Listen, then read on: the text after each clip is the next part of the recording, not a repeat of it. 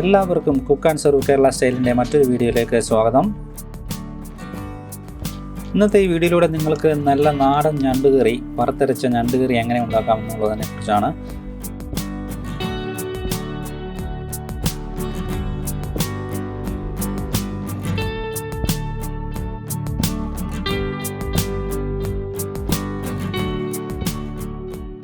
എൻ്റെ എല്ലാ വീഡിയോയിലും കുക്കിംഗ് റിലേറ്റഡ് ആയിട്ടുള്ള ഒരു ടിപ്സ് ഞാൻ പറയുന്നുണ്ടാവും. ഈ വീഡിയോയിലൂടെ അപ്പം നിങ്ങൾക്ക് ഒരു നല്ല ഞണ്ടുകറി എങ്ങനെ ഉണ്ടാക്കാം എന്നുള്ളതും, ഞണ്ട് വാങ്ങുമ്പോൾ ശ്രദ്ധിക്കേണ്ട കാര്യങ്ങൾ, ഞണ്ട് ഏതൊക്കെ ടൈപ്പ് ഞണ്ടുണ്ട്, കറി വെക്കുന്നതിന് മുമ്പ് നമുക്ക് അതെങ്ങനെയൊക്കെ വൃത്തിയാക്കി എടുക്കാം എന്നുള്ളതിനെക്കുറിച്ചും പറയുന്നുണ്ട്. അപ്പോൾ വീഡിയോ അവസാനം വരെയും കാണാൻ ശ്രദ്ധിക്കുക. വീഡിയോയിലേക്ക് കടക്കാം.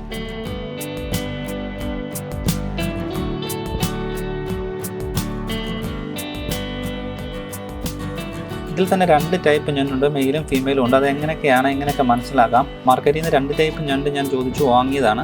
കാരണം വ്യൂവേഴ്സിന് നിങ്ങൾക്കത് മനസ്സിലാക്കാൻ സാധിക്കുകയും ചെയ്യും. നമ്മൾ ഞണ്ട് വാങ്ങിക്കുമ്പോൾ ശ്രദ്ധിക്കേണ്ട കാര്യങ്ങൾ എന്തൊക്കെയാണെന്ന് നമുക്ക് നോക്കാം.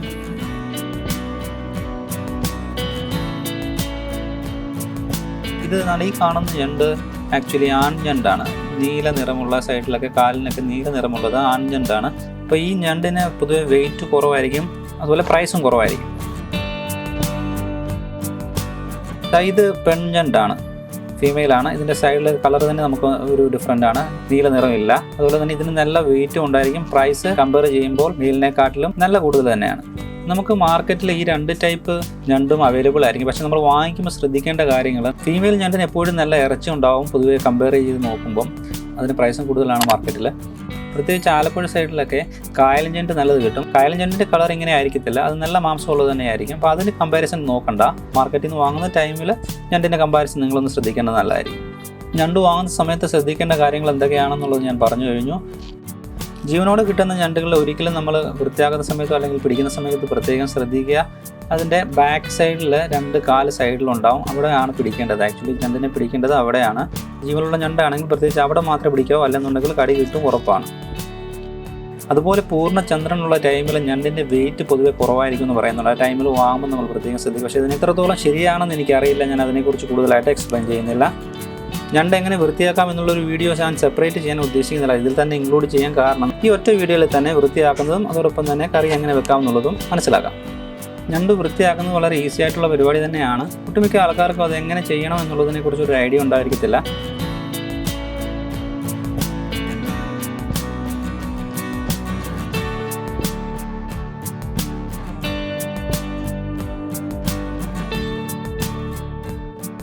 ഇത് അതിൻ്റെ ഗിൽസാണ്. ആ ഗിൽസൊക്കെ എടുത്ത് കളയുക. ഗിൽസ് നമ്മൾ യൂസ് ചെയ്യത്തില്ല, അത് ഒഴിവാക്കുക. അതോടൊപ്പം തന്നെ സൈഡിലത്തെ തോട് അതെല്ലാം ഒഴിവാക്കുക. നന്നായിട്ട് തന്നെ, കായൽ ഞണ്ടൊക്കെ ആണെങ്കിൽ നല്ലപോലെ മണ്ണുണ്ടാവും, അത് വൃത്തിയായിട്ട് തന്നെ കഴുകി ചെയ്യാൻ പ്രത്യേകം ശ്രദ്ധിക്കുക. ഞണ്ട് പൊളിച്ച് കഴിയുമ്പോൾ ചിലപ്പോൾ അകത്ത് പൊന്നെന്ന് പറയുന്ന ഒരു ഗോൾഡ് കളറുള്ള ഒരു സാധനം ഉണ്ടാവും. ഞാനതവിടെ യൂസ് ചെയ്യുന്നില്ല. കറി വെക്കുന്നവർ അത് വിട്ട് കറി വെക്കാറുണ്ട്. ഞാനിവിടെ അതെല്ലാം ഒഴിവാക്കി വൃത്തിയായിട്ട് തന്നെയാണ് ചെയ്യുന്നത്. വൃത്തിയാക്കിയ ഞണ്ട് നല്ലപോലെ കഴുകിയെടുക്കാൻ വേണ്ടി ഞാൻ കുറച്ച് ഉപ്പും അതോടൊപ്പം തന്നെ മഞ്ഞൾപ്പൊടിയും ചേർത്ത് വെള്ളത്തിൽ, റണ്ണിങ് വാട്ടറിൽ ഞാൻ നല്ലപോലെ കഴുകിയെടുക്കുന്നുണ്ട്. കറി വെക്കുന്ന ടൈമിൽ മാംസത്തിൽ നല്ലപോലെ പുളിയൊക്കെ പിടിക്കാൻ വേണ്ടി ഞാനിത് 2ആയിട്ട് കട്ട് ചെയ്തിരുന്നുണ്ട്. നല്ലപോലെ കഴുകി വൃത്തിയാക്കിയ ഞണ്ട് നമുക്കിനി ഒന്ന് വേവിച്ചെടുക്കുക. അതിനുവേണ്ടി ഞാനിവിടെ മഞ്ഞൾപ്പൊടി, ഉപ്പ് അതോടൊപ്പം തന്നെ പുളി ഇട്ട് നമ്മളിത് വേവിച്ചെടുക്കുകയാണ്. ഞണ്ടിൻ്റെ മാംസത്തിൽ നല്ല പുളിയും ഉപ്പും പിടിക്കാൻ ഇത് സഹായിക്കും. അപ്പോൾ നമ്മളിങ്ങനെ വേവിക്കുന്നത് നല്ലതായിരിക്കും.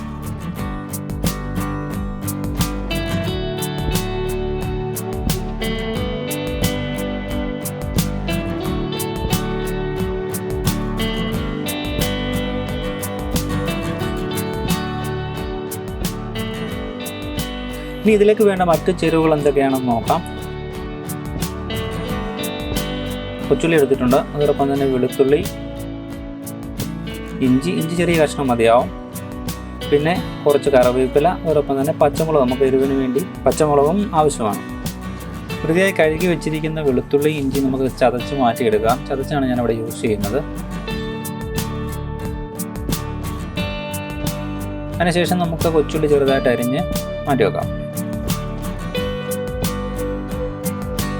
ഇനി നമുക്ക് തേങ്ങ വറുത്തെടുക്കാം. അതിനുവേണ്ടി ഞാൻ ചൂടാക്കിയ ഫ്രൈ പാനിലേക്ക് തേങ്ങ ഇട്ടിട്ട് നമുക്ക് നല്ലപോലെ വറുത്തെടുക്കാം. ചെറിയ തീയിൽ തന്നെ നല്ലപോലെ ഇളക്കി തേങ്ങ വറുത്തെടുക്കാൻ ശ്രദ്ധിക്കുക.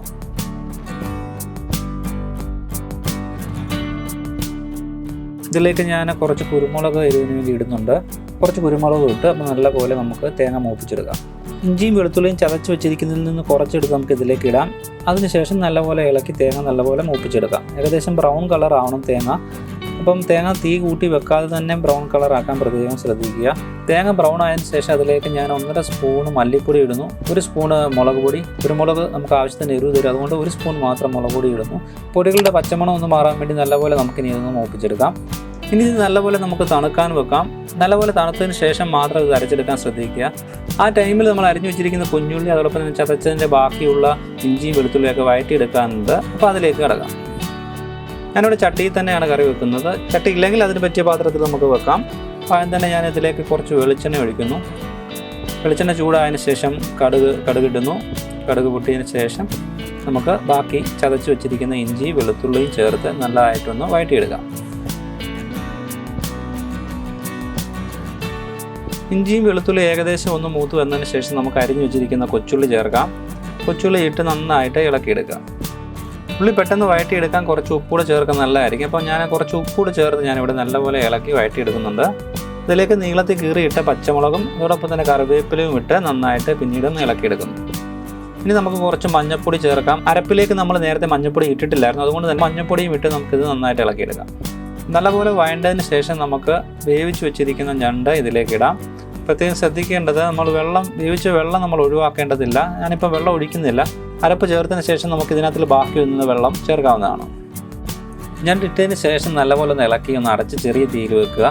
ഈ ടൈമിൽ നമുക്ക് തണുക്കാൻ മാറ്റി വെച്ചിരിക്കുന്ന തേങ്ങ നല്ലപോലെ അരച്ചെടുക്കാം. നല്ലപോലെ തന്നെ അരച്ചെടുക്കാൻ പ്രത്യേകം ശ്രദ്ധിക്കുക.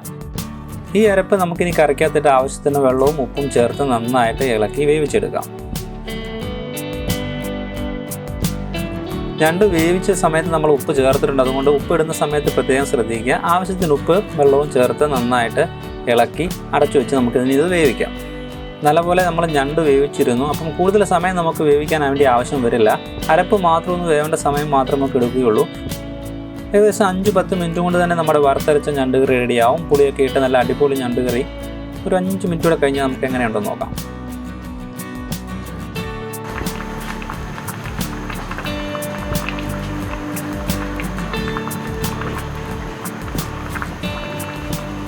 കറി നല്ലപോലെ തിളച്ചിട്ടുണ്ട്. വറുത്തരച്ച ഞണ്ട് കറി അപ്പോൾ റെഡി ആയിരിക്കുകയാണ്. ചൂട് ചോറിൻ്റെ കൂടെ ഈ വറുത്തരച്ച ഞണ്ട് കറി കഴിച്ചാൽ അടിപൊളിയായിരിക്കും.